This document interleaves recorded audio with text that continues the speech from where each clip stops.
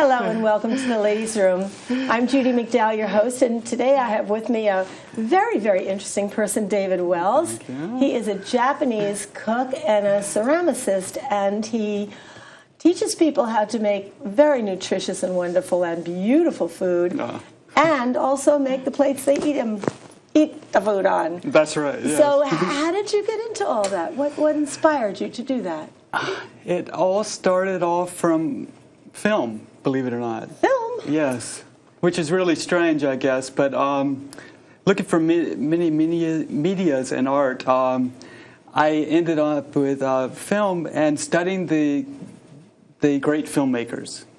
And there's Charlie Chaplin, Buster Keaton, of course, everyone knows. But there's a Japanese guy, and his name is Ozu. And he did this kinds of films that were more reflections of people and society and life. Not a lot happened there, but his approach to keeping the camera at eye level, for example, was something I found to be very interesting. And another thing would be, I guess, long panorama shots with absolutely nothing moving, just the sky and the water, and sort of in things inside the film to not, I guess, to see so much as to reflect on. And that got you interested in Japan? Yes. And you went there sort of your junior year in college or something? That's right, yes.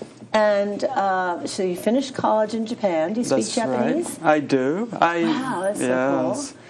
And then you stayed for 12 years or something? I did.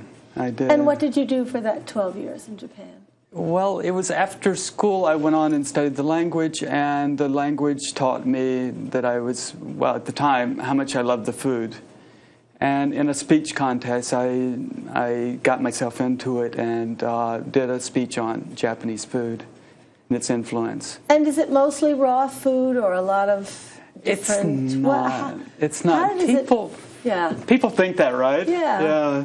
A geisha, samurai, the whole thing. Oh, we know Mount there's Fuji. soba noodles and tempura and all that stuff, but I think there's a lot of very simple sautés with lots of vegetables. And, sauté. Well, I don't know. Yeah, I know. That's it. That's a very good point, because what is different, what a big difference is the they don't use a lot of oil. It's based on water.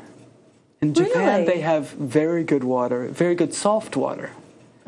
And the water is so good that you don't need oils. And their stocks and whatever is based on fish and seaweed and water. So they put a little liquid in the bottom of the pan and then get it hot and then put the food in and kind of let it steam, or? Well, that's sort of a difficult thing to say, because there's so many different approaches. It's different. I'll show you one day. Okay. Well, you're going to come back next week and cook for us. Hey, that's it. You promise. Love to. Yes. And you're also an artist. Yes. And do you do a lot of painting? I do. What I do is I come up with themes for my dinner parties and do everything that's on the walls and on the table and all the plates, and just totally produce it. Everyone eats off plates you have made or your students have made. Right. Mostly things that I've made. Yes. I mean, I do mass produce some things and put them in stores and things, but pretty much all is handmade. And so what are these things right here? This is a simple setting that I have. This is, if I can hold it up here, this is the character for Moon, the Chinese character. Chinese character, yes. They're both the same in China and Japan. And it's the character here for Moon. And I made this into a plate along with this chopstick rest, which is, as you can see, a star. A star. So you have this. Very beautiful. Yeah. You have the stars and the moon. Yes.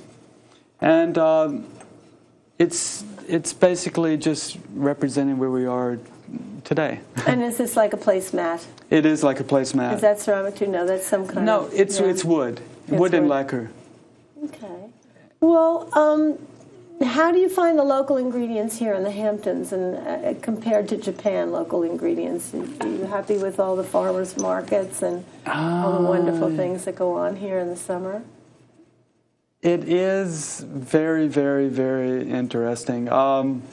It's very different, of course. Yeah. And some of vegetables that are grown in Japan are now used here in the United States, which is good to see. They're good. I mean, if you taste each vegetable for what it is, you can really get a strong taste, an earthy, fresh taste, and it's locally grown and organic, and that's what you look for in Japan if you can do it. Right. Is looking for the season so much is what you do there rather than local. But it's sort of a very long island like California. It's about the same length, and you really, it's hard to get things that are grown nearby. But seasonal, yes. Yeah. They're like crazy for season. And even pushing ahead of the season is like the sort of little show-off way of presenting food to someone. Have you heard of biodynamic farming? Biodynamic. They're doing it on the North Fork now, and it's a little more expensive, but the produce evidently tastes much better, and it's a whole consciousness about farming, where they farm with love, and they pray over their seeds, and it's only organic soils, of course. It takes organic food to a whole other level. I think that's the next wave. So now, you were in Japan for how many years, and then did you come back here and go back, or were you there until the earthquake happened? I was there. I came back and worked as a private chef here in the States, and then I went back to do ceramics, to make the plates, to put my food on. And how many years were you there when you went back? I was there 12 years. 12 years. Until the tsunami and earthquake. And where were you March. when the earthquake happened, and what was that like? Yeah, that was, I was in Tokyo. I was working at a department store in the basement, and all of a sudden it felt like I was standing on water. Whoa, because the whole... Yeah, it was just like moving sideways. The horizontal earthquake as far as a vertical comparison to a vertical earthquake, which is totally different. But it was very long, and you never experienced long. Like long because it seemed that long, but it was really only a minute, or was it really long? As far as earthquakes go, it was long. How many minutes? About probably close to 4. Oh my goodness! And was everybody like completely freaked out? All of a sudden, everyone was ready to like run. And then everyone just sort of stopped, and they sort of just stood there in small groups as the lights were going out and things were making all these noises. Can't imagine. And because there's no place to go, you can, and you were probably safer where you were. That's right. And then what about after? Well, then of course we've all watched this on television, but it's how the memory is short. How soon did the tsunami come after that? And was that a result of aftershocks or the initial earthquake? It was the original earthquake. Yeah, and it came shortly after, right? It was no, it was not even a few minutes. Really, that quickly? Yeah, it was like 15 or 20 minutes, I think. Unbelievable. I think it hit different locations at different times. Yeah. But it was more like a cove. It was where the entrance was rather narrow, and then it opened up, and a small community was living. Right. And there were a lot of those that were hit by it. And that's where they built the nuclear plant. It's in one of those. Well, then you started it in the days that followed. You started getting all the news about it. And how did the Japanese government tell the people the truth? I mean, what was going on there, really? You were in the middle of it, so... Yes, and I was, on the internet looking at what CNN and other places were doing, and they were not. I think they were trying to keep the panic down. You couldn't tell the truth about what had happened and what's going to happen. So, no, they weren't telling the truth. So then you were there for a few days after the earthquake, and you went to Switzerland? I went to Switzerland, yes. Why Switzerland? I had a friend there that said, you're in shock and you don't know what's going on. It's better to not be there and be here and see what's happening than rather than not. And then go back in and see what you can do. Exactly. Not like you're making your whole life change right then and there. It's just take a short vacation, an unplanned vacation, she said. And I said, okay. So I left. And for like a week or so, and then you went back? About 2 weeks, yes. Went back to take care of business and things, and then I made some phone calls and got an invitation to come to the Hamptons, and here I am. You came in April. Yes. But what made you decide that you wanted to study ceramics in Japan? Because you already were familiar with it, or you had such a love for it, or is there something special about Japanese ceramics? There is. What it is that, of course, they're eating with their chopsticks, as you know, and they pick up their plates when they eat, is one thing. I mean, this plate is not exactly, it's a little bit too large, but when you're eating with your chopsticks, you're definitely eating like this, is the way they do it. So the textural aspect of it is very important. That's one thing. One thing is the seasonal part of it. Plates are made for particular events, certain times of years, and they're made where, I guess, to give you a hint of what the season is going to be doing or may be happening, rather than just sort of like, so it's like blue is for summer. It's not that like hit you in the face type of thing. It's more like a little hints here and there, and it really depends on the education and the thinking behind the person that's eating to really grasp and see what it's about. Well, this plate now looks like it would be for small bits and appetizers, but you brought photos of beautiful plates that you've made. If we could get a shot of them, that would be great. No, that'd be good.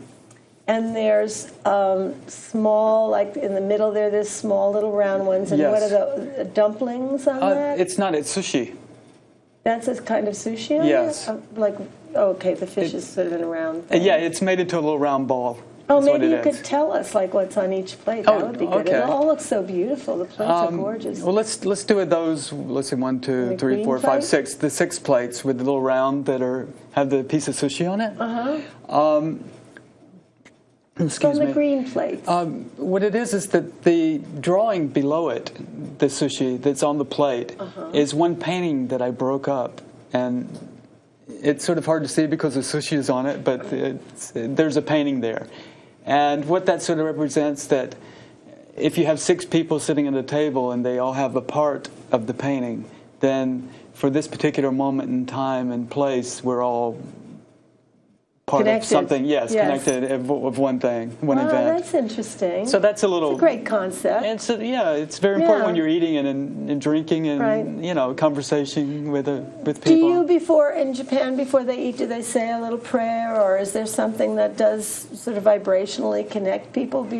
Because really, when you bless food, it becomes prasad, right? It has a higher vibration. They do say something. It's called itadakimasu. Itadakimasu, which tadaku is to receive, but it's like a very polite form of the word, and it's thanking whoever it is for the meal on the table. Yes, exactly. All the gifts we receive from above. Right. Above and below. So, which one would you like? There's the green plate. What's on the green plate? The green plate is exactly, it's in a different color, but it's the plate that I just showed you. This plate that's in front of you. Oh, really? Yes. See, with the food in it looks totally different. It's glazed, yes, that's too. right. This is not glazed. That's right. And it's sort of a Western. You can get a lot of food on that little plate. Pretty good, and it's got little parts in between it, so that to divide the food. Yeah, exactly. So you get totally different things on one plate, and they're green tomatoes, grilled green tomatoes and grilled red tomatoes. Oh, cool. Slowly cooked in the oven for a long time. Have you ever done that before? No. You just slice one and put it in the oven on a very low flame and watch it evaporate the liquid out of it, and it becomes like a very dehydrated. Sweet caramelizes. Yes, and right. I do it with onions. I've never done it with a tomato. Tomato is very nice. Really? Yes. And you can do it ahead of time. You don't have to wait for your guests to arrive, so it's quite convenient, especially in tomato season. Cool. It's nice. So what else have we got over there? Yeah. Well, the plate here with the black and the the green carrots and they call them Morocco green beans in Japan. I don't know what they are here. The carrot looks like a carrot, but it is cooked in umeboshi. Have you ever had that? A Sure, Japanese, very sour. When I was a macrobiotic back in the 60s. Oh, right, okay. Umeboshi plums. So when you have very sweet carrots and a very sour that's this umeboshi, one right here. that's right. That's right. So like snap peas and... Well, they're whiter, a different kind of bean. Yes. But you cook the umeboshi and the carrots together, slow cooking until the liquid is completely gone. It's a beautiful bowl. Thank you. So that's like what the bowl is like and what it looks like with the food on it. And I try to give a little bit of that. So you make these ceramics and then you hand paint them and then you glaze them and fire them. Right. And do you have students that you teach how to make ceramics too, and don't they eat on their... I do. I teach them, I give them themes, and I say, let's make a plate for this particular food. And then we go and we either make the plates or I make the plates for them. And I also do overglaze painting. And I get them to do their own paintings on it. And then glaze it again. And then fire it again, yeah. Yes. Cool. Yeah, so cool. Those kind of things. Well, what do you think are the main differences between American food and Japanese food? And how can Americans incorporate some of the techniques that you use to make our food healthier and more nutritious? Right. I think we cook our food too much, a lot of people. Yeah, you sort of like cook it to death, is what a lot of people say. My mom sure did. Yeah. Everything tasted like water. They do like to cook things for a long time, that's for sure. I grew up in the South. I mean, beans and corn, everything is just long cooked, which is okay. Oh, look at that red plate was beautiful. Oh, did you see it? The red plate special. What's on that? Oh, that one. That is a piece of chicken that has black and white peppercorns on it. Oh. And there's edamame behind it. And in the foreground there is shiitake. What's that? Shiitake mushroom. Oh, shiitake mushroom. Yes. Oh. Dried mushroom. Now, how did it get so black like that? I cook it with water and maple syrup and a little bit of soy. Oh, boy, I'll bet that's great. It's really good. Maple syrup and shiitake are like really like nice. each other. They love it's each a other. marriage. Yes, it really is. It's Yay. very nice. So let's see, complement there's each other. that blue plate on the end is very, very beautiful. What's on that? That is this wild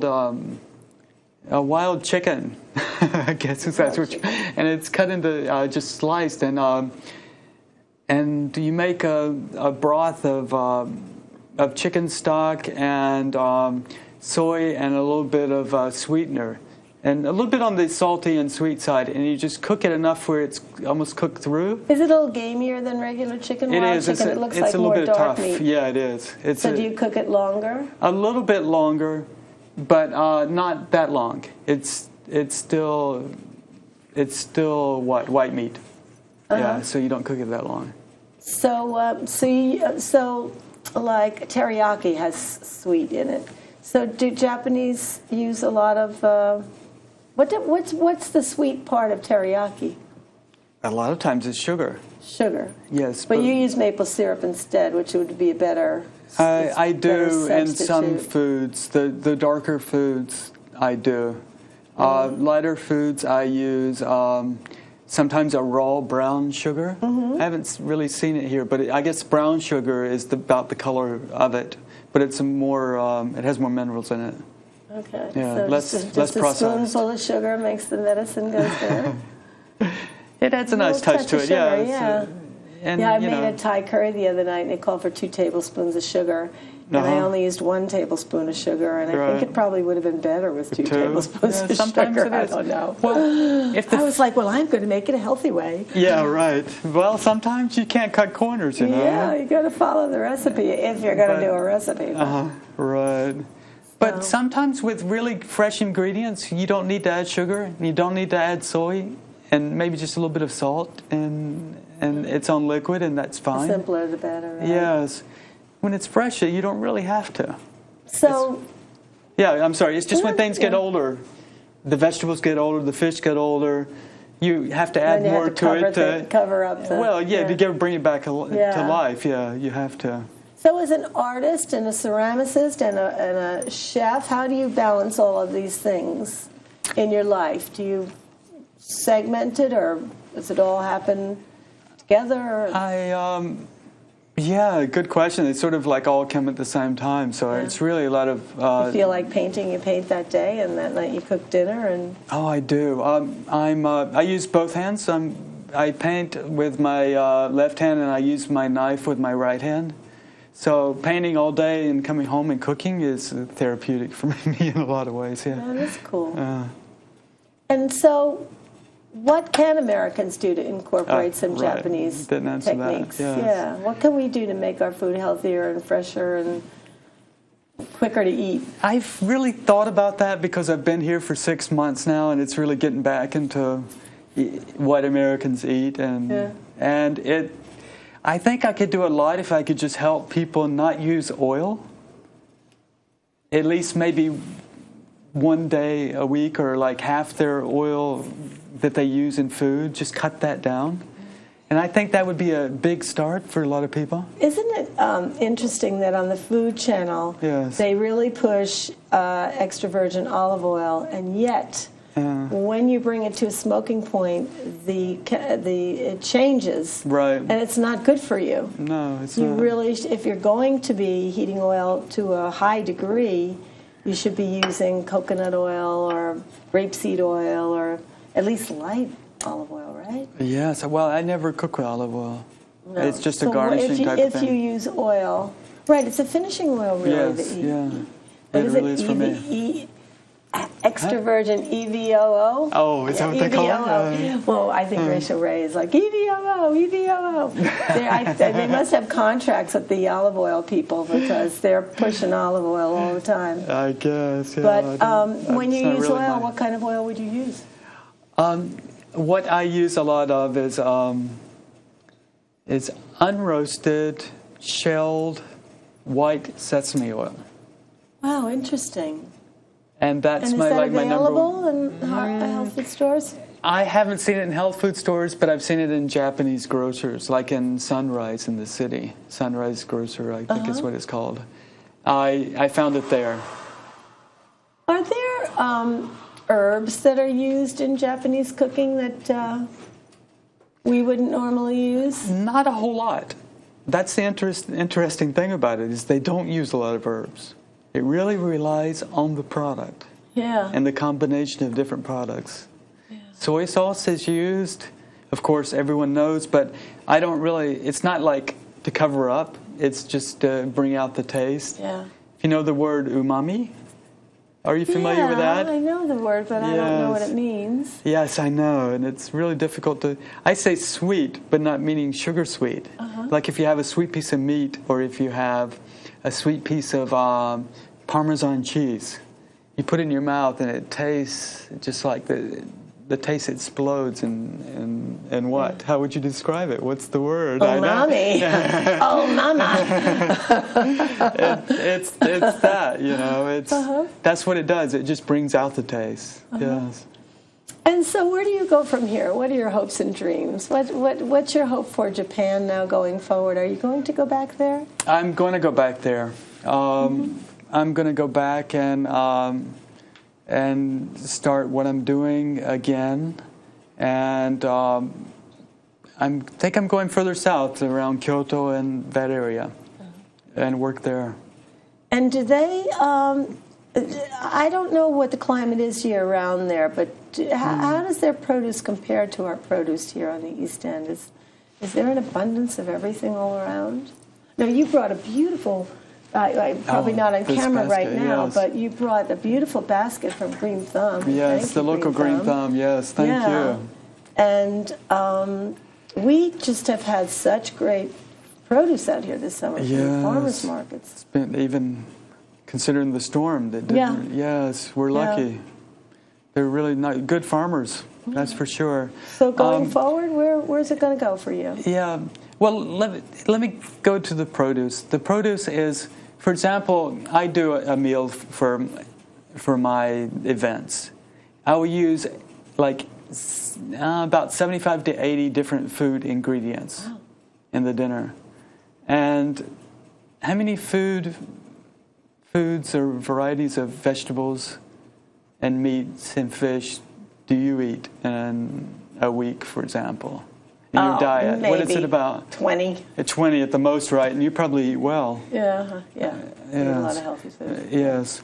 And most people don't. I mean, they only have their potato and their eggs and their carrots and and whatever it is. And that's the big difference, I think, is the variety of foods. Well, we're going to have to continue this discussion of food when you come back next week to cook for us. All right. And I look forward to that. I'll have lots more questions. Okay. But thank you so much for coming today and bringing your beautiful art. Thank you for having me. And thank you for joining us. Ladies, remember to give yourself lots of room. Room for love, room for fun, room to grow, room to eat great food, and room don't forget to that glow. part. Thank you, and see you next week. Thank you.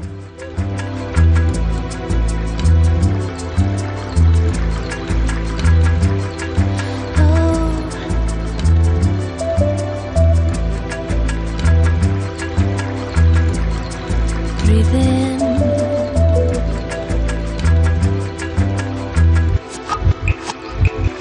Now I took what I want, but you find